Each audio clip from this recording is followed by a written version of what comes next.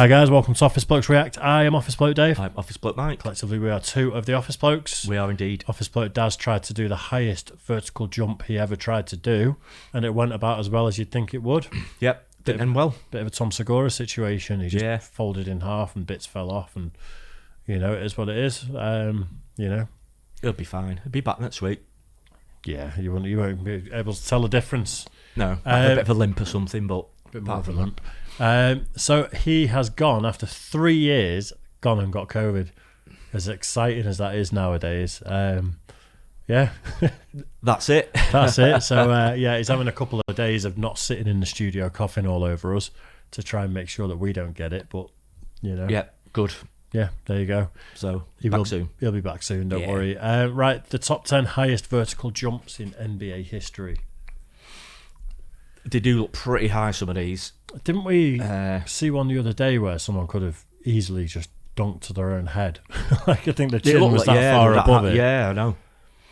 It'd be interesting to see what the highest one's in relation to their height as well. I'm assuming it's from the floor up to where the bottom of the feet is or something. Yeah. Well, so that wouldn't matter. I'm assuming that's what it is. It might be top reach. Yeah, but then you think that maybe the tallest player would get that, wouldn't you? You think maybe it should be how far off the floor your feet are, which is maybe some of the smaller ones would maybe. You're thinking outside the box a bit too much there, I think. Do you reckon? Yeah.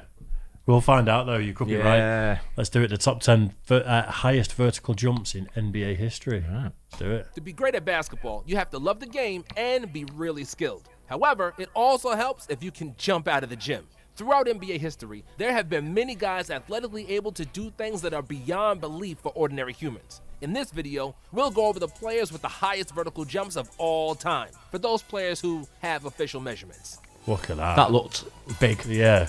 Shannon Brown, 44.5 inches. When you can impress Kobe with your athletic ability, you are definitely an above-average leader. Shannon Brown's vertical is 44.5 inches, and even though he was a role player throughout his career, his athletic prowess was breathtaking. Brown won 2 titles with the Lakers in 2009 and 2010, where he played the best basketball of his career. He also appeared in the 2010 dunk contest, but surprisingly... It's the feet, isn't it? It's got to be. It's got to be because... The feet off the ground. Yeah, 12 inches is a foot. So he's jumped 4 foot there. Yeah, pretty much. Pretty much. Just 36 is 3 foot, isn't it? So it's over 3.5 foot. Yeah, it'd be 48. It'd be 4 foot. Yeah. Wouldn't it? So he's jumped 44 feet there.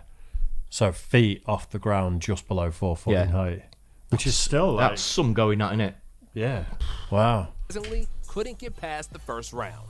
Zion Williamson, 45 inches. It's unreal that a 285-pound man that's built like a tank can jump as high as Zion can. Zion is like a Tesla Model X, an SUV that can win in a race against a sports car. With the 45-inch vertical, Williamson is one of the most athletic players in the NBA. Even as a rookie, he's one of the most challenging guys to guard, and we've seen players simply bounce off his large body. Yeah. At his time at Duke, he successfully completed a dunk from the free throw line. Wow. All GMs ruling to get the #1 pick. Hopefully, he'll remain injury-free so we can all enjoy the game of this. He's just flying, isn't he? Just a bit. 46 inches. When you hear that the third shortest guy who ever played in there you go. Wow. We've got to let that sink in for a minute. Look at it. Looks like it's been photoshopped. I think it's the hamstrings or something like that, isn't it? I think you've got to have some people just have a bigger spring. They just do. There is something, because did they say how tall he was? No, he just said one of the third smallest or something, didn't he? Yeah, he said the third smallest. I just don't know if he specified. Yeah, I'm not sure how tall he was then. Because I'm 6'2", and there's no way I Spud Webb. That's a great name as well. Proper name. Inches. When you hear that the third shortest guy who ever played NBA basketball is also a slam dunk champion, you think, it can't be right. But in the case of Spud Webb, it is. Webb was not blessed with height, but he had hops and then some. His vertical was 46 inches. Look at that. To play the game of giants. Before the gravity did its thing, only for a little while, Spud was as tall as everybody else on the court. Wow. He will mostly be remembered for his time in Atlanta, where he achieved a feat that many thought it wasn't possible for him to achieve. The 1986 Slam Dunk Contest was the most memorable highlight of Webb's career, and the world was in shock when he defeated the 6'7" Dominique Wilkins with 2 perfect 50-point scores in the final round. Derrick Jones Jr. Right. Wow. Before we carry on, That's impressive. I'm Googling how tall he was. That is really impressive.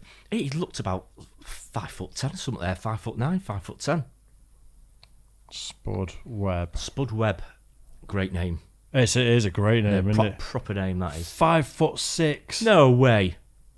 5'6", and he's 5'6". Never heard of him. Gee. We need to check out. I mean, he was literally right up where the basket was. Now, that is an athlete, isn't it? That is a super athlete. Man. Link below. I did say it can be smaller. Yeah. He's got a good spring. Yeah, you're less right. weight to lift. Wow. Comment below some videos about Spud Webb, some highlights, or just something cool where we can see some of his stats. I think someone like him might be good on high jump. Yeah. If you get the right technique and that, never know. He's flying though. He's crazy. absolutely unbelievable. 46 inches. In a somewhat controversial fashion, Derrick Jones won the 2020 Slam Dunk Contest. Dwayne Wade has been a great playmaker his entire career, and it's fair to say that we can add one more assist to his total tally. Nevertheless, even though Aaron Gordon deserved to win, so did Derrick Jones. His dunks were just as impressive, propelled by a 46-inch vertical leap. When Jones Jr. elevates, it really feels like he is gliding through the air. And it's not just for the show, as he is probably the best in-game dunker in the NBA today. He's not the most important guy for the Miami Heat, averaging 9 points per game, but he's certainly the most dazzling. Zach LaVine, 46 inches. While many of today's NBA players can dunk, not everybody can really fly like LaVine. When the photo of your slam dunks looks fake because it seems impossible that you could actually dunk from that far, then you know you got hops. Zach LaVine is a proud owner of a 46-inch vertical jump and is widely regarded as one of the most athletic players of the new NBA generation. Zach won 2 slam dunk contests in 2015 and 16, and his dunk duel against Aaron Gordon was arguably the best slam dunk contest of all time. After he tore his ACL in 2017, it seemed like his jumping ability would be diminished, but he managed to return to his old athletic self. LaVine added a reliable jump shot as well and is playing the best basketball of his career, averaging over 25 points per game for the Bulls this year. James White, 46 inches. James White did not have a stellar NBA career, appearing in only 67 games with the averages of 2.7 points in less than 9 minutes per game. He was more popular overseas than he was in the States, and his career story is that of a great dunker, not so much a great player.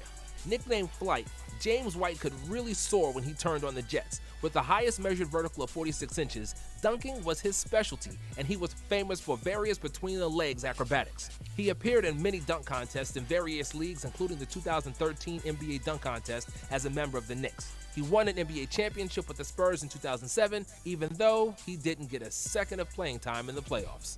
Jason Richardson, 46.5 inches. Jason Richardson was the 5th pick in the 2001 NBA draft after a successful 2-year stint for Michigan State University, where he won the 2000 NCAA title. Drafted by the Warriors, Jay Rich dazzled with his scoring and exceptional athletic ability. With his 46.5-inch vertical, he was the most athletic player in the league in the early 2000s. Considering he played at the same time as Pete Carter, T-Mac, and Kobe, that is definitely something to be proud of. In the manner of Sean Kemp, Jay Rich was vicious to the rim, and his dunks made a regular appearance on the NBA Top 10. There's no Spud Webb though, is he? There's no Spud Webb. Absolutely not, though. Imagine if he was 6'7". Oh man, his feet would be over the net. They'd be jumping right over it, wouldn't he? Yeah. Wonder how they actually measure it. If it's, do you think it's during game time, or do you think it's? I think it's out of game time when they're just doing like a vertical leap. I've seen him do it in the NFL. Is it the Combine? I've seen some football players doing it, soccer players doing it as well, like a vertical leap. Yeah. So I think because at the beginning of the video he said some players weren't measured.